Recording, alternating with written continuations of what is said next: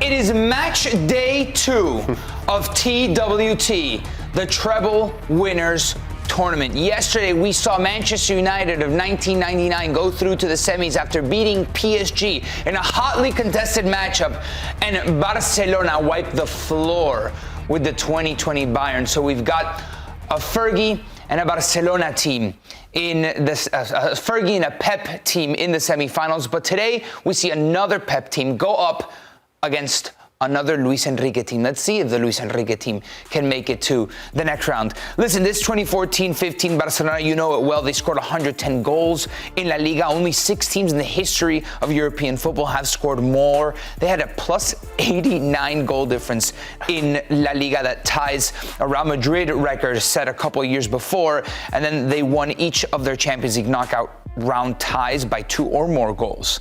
The Manchester City from just a couple of years ago, we know how many records Haaland broke with his prolific goal-scoring streak, 36 Premier League goals. That's an all-time record. They won their Champions League round of 16, quarterfinal and semi-final ties by a combined 17-3 aggregate score, and they came back from 8 points down to win the Prem over Arsenal.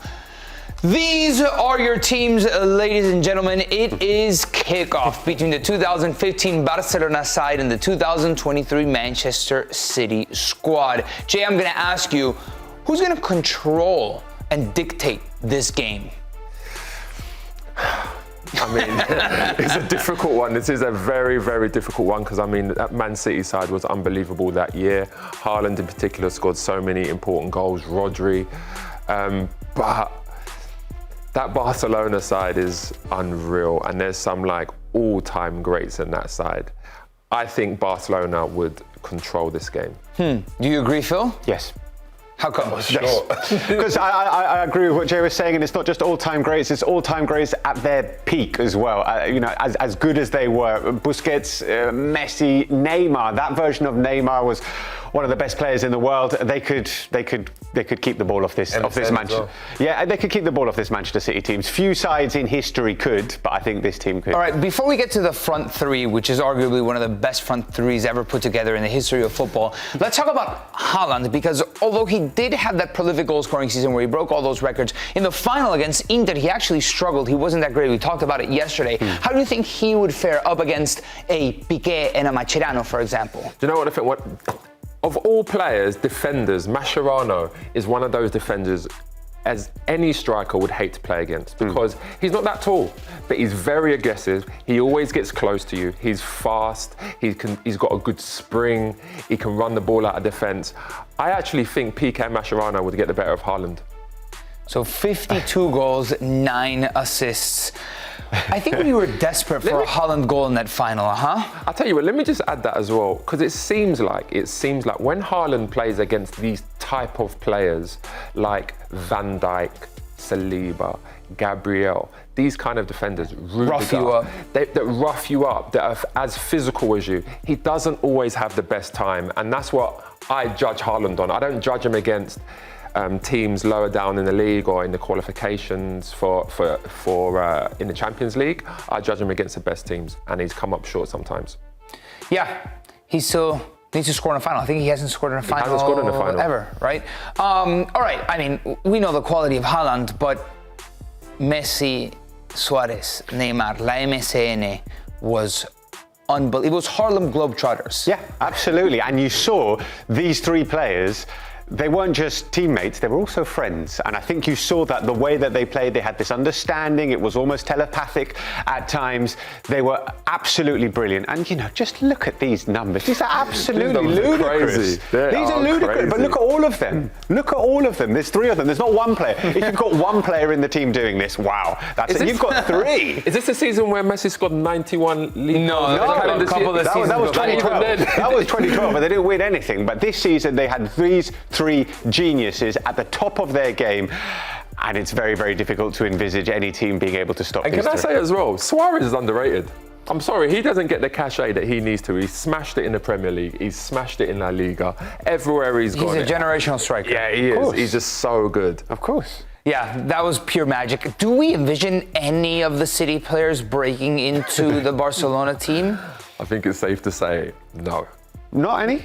I mean, there's a debate. Rodri, Busquets. I thought you meant the front line. No. Front line. No, From this team into here, like De Bruyne for Rakitic. I understand Rakitic was like breakout, right? He basically sat Xavi. I mean, this team needed this Rakitic. They needed his work ethic, but yeah. I mean, I would, definitely De Bruyne for Rakitic. I would go. Yeah, okay. I mean, it's difficult because if you put De Bruyne into that team, then I think you'd need De Bruyne to do a slightly different role than what he was doing in Manchester City, but fine. Rodri, Busquets? No. No. I think Rodri would have based his game on Busquets, and I think Busquets mastered that. As soon as he came into the Barcelona team, and again, that's credit to Guardiola, he brought him in the Barcelona team, and he's just made that position his own. He's a big guy. He's always looking very elegant. Everything looks really easy. There's no doubt about it. So Rodri did win the Ballon d'Or, right? He was the best player in the world. I think you can make the argument that if Messi or Ronaldo didn't exist, Busquets would arguably be sitting on a podium. Or Xavi or Iniesta. Or Xavi or Iniesta, right? I think that's the trio. This is a sensational battle between these two. It feels like if Rodri doesn't exist if there wasn't a Busquets. But it also kind of feels like Rodri is the evolution of Busquets as well. So it's a player with all his kind of skill sets and intelligence as well, and footballing awareness, but also with the level. And you can just see it in this photo here, the physicality as well. In terms of a physical specimen, Rodri is bigger, he's stronger, possibly fitter, he's got more of an eye for goal for Busquets. I think Busquets maybe only scored 1 or 2 goals in 500 games for Barcelona. So I'm not saying that he's a better player, I'm saying he's maybe the evolution of Busquets. I got one more tactical hypothetical, because obviously we're having fun here and this is all hypothetical, but I also do think that there is this version of Barcelona, obviously without Pep from a couple of seasons before. Now it's this Luis Enrique team taking on that Pep team, where Pep always does something revolutionary, and the way that he utilized John Stones was a game changer, right? Stepping into the midfield,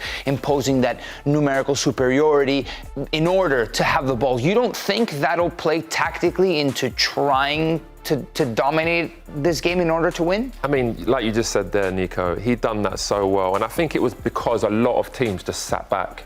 They just said, have the ball. So you need to have more players up there. And then when John Stones stepped into midfield, he was very comfortable on the ball. He was switching the ball, making tackles. But I just still don't see this Man City side causing as many problems as what the Barcelona side would cause them. I think all of these players that you see in the Barcelona starting 11 defensively are good in one-on-one situations, and I think that will nullify Man City. All right, can we check the tail of the tape and start marking where we think one team or the other is going to have an advantage? I feel like down the line, defense, including goalkeeper, midfield, attack, I think it's It kind of feels like Barca. I mean, in midfield, we didn't even mention David Silva, one of my favourite players of all time, and what he could do. But yeah, I mean, do you disagree with that, Jay? Defence, midfield, attack for Barcelona? No, overall? No, overall, I mean, you definitely can't argue with the attack. What about the defence? Defence, I mean, maybe. And that is a very, very big maybe, by the way. But no, I'll still go with the Barcelona defence. Intangibles. Clean sweep on the field. All right. Coach and intangibles, maybe. Yeah, but I don't know. That Luis Enrique really got the most out of that Barca team. I mean, the only thing I would say about that is that that Man City team got a lot of results at the end of games. They always showed that mental toughness. I mean, even in the final, Rodri popping up there and getting the goal in the last minute. We've seen that with that Man City side. But I mean, I have to go with Barcelona. Yeah, I think maybe there's an argument to be made for the coach for Manchester City. Pep Guardiola, what he's done, implementing this style of football onto this Manchester City team, and being able to dominate so many matches. So yeah, I think we can give the coach to City. I do agree as well. Intangibles, though. I'm sorry, I feel like 3 South Americans up top are define the word intangibles, especially when one of them is Messi. I mean, bring in a little bit of impartiality here, because Nico talking about the South Americans and the Argentine again, excited, but you're absolutely right. I agree. I totally agree. Yeah, listen, that was such a definitive era. You felt represented because it had A lot of football, but had a lot of magic. They were just fun as well, that front three, Emma said. It was just so much fun to watch these three I would friends. literally rush home to watch them play. Yeah. That's how good that team was. Yeah, it was Hollywood football. All right. I thought this was going to be closer, by the way, but yeah, in the end. We're going to give Barcelona the edge here. You guys, if you're curious, you want to know what ChatGPT thought? No. I mean, no, but you're going to tell us anyway. I'm going to do it anyway. Barcelona wins 3-2 over Manchester City, much closer than I thought. Why? In a one-off, individual brilliance trumps tactical control. Messi, Neymar, and Suarez would each create magic in transition moments or broken play, the kind that City hates. City would likely control large parts of the match and even lead at some point. But a quick counter, a moment of Messi genius, or a Neymar burst would flip the game. Unlike Haaland, who relies on service, MSN can both create and finish. I do think that was pretty accurate today. Yesterday, Chat's hot take was absolute Chat's trash. sobered up. Yeah, yesterday was drunk. The way that they combined, when Messi would come in from the right and Suarez would pop in, or Messi free, really, wherever he was, those wall passes that they would hit, the understanding that they had, it was a 1-2 combination.